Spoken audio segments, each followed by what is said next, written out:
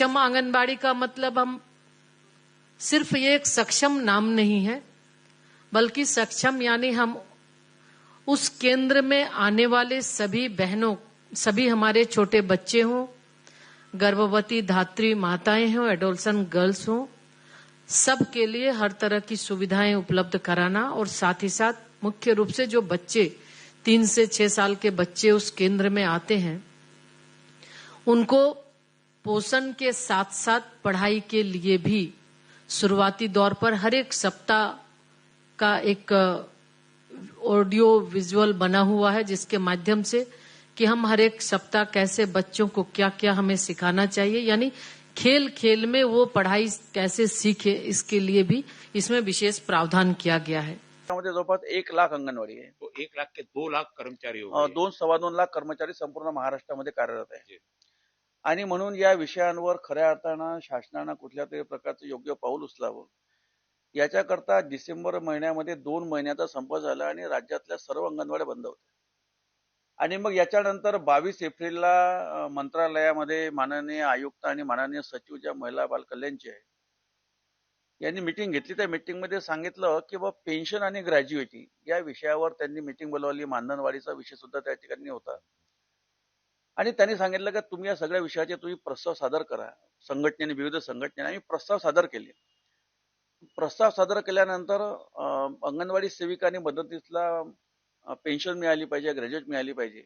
प्रस्ताव सादर केल्यानंतरही जवळपास आता 8 महिन्याचा कालावधी उलटून गेला आणि जेव्हा आम्ही शासनाकडे या विषयावर चुनाव भी सामने आ गया आणि अगदी विधानसभेच्या निवडणुका तोंडावर आहे, लोकसभेच्या निवडणुका आटोपल्यात आणि अगदी आज अशी परिस्थिती 8 महिन्यापासून तो जो विषय अंगणवाडी सेविकेंचा तो पेन्शन आणि ग्रॅज्युएट विषय प्रलंबित आहे।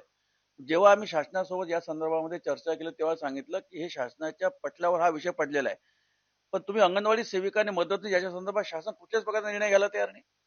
अच्छा, इसमें पूरे महिला कर्मचारी एक कोणी जेंट्स कर्मचारी नाही, पूर्ण महिला कर्मचारी।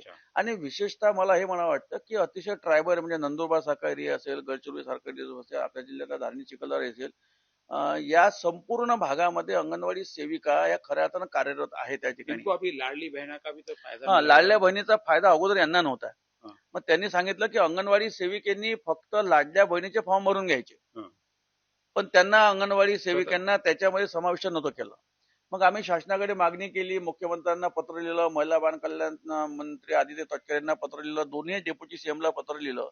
मग त्यांनी अंगणवाडी सेविकेला याचा समावेश लाडकी बहीण मध्ये केला। 1500 का प्लस बेनिफिट हो गया। पण ते 1500 रुपये किती दिवस मिळतील हे सगळ्यांना संशय आहे। विषय असा आहे की इलेक्शनचा तो फंडा तर नाही ना, कारण का आपण पाहतोय की जवळपास 60,000 कोटी रुपये आता वाटप झाले, सगळे डिपार्टमेंट आपल्याला खाली होताना पाहतोय।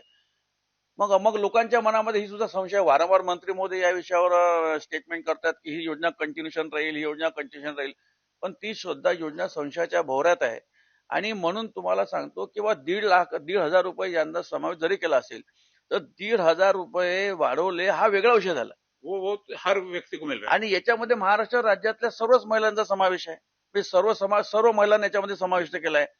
पण महिला का हक मिला उनको, तो त्या महिलांचा त्यांना हक्क मिळाला। काम का हक चाहिए, पण या लोकांना जो हक्क पाहिजे, तो अंगणवाडी सेविकांनी मदतीचा जो हक्क पाहिजे, तो हक्क यांच्या कामाचा मोबदला पाहिजे ना यांना। क्या काम करना पड़ता है आंगनवाड़ी सेविका को? आम्हाला 0 ते 6 वर्षापर्यंतच्या लेकरांना पूर्ण सेवा द्यावी लागते। जेव्हा एक स्त्री गरोदर अवस्थेत असते तेव्हा तिला -9 पासून सर्व भूमिका आम्ही बजावत असतो की तू तुझा आहार कसा घेतला पाहिजे, तू पुढं बाळाला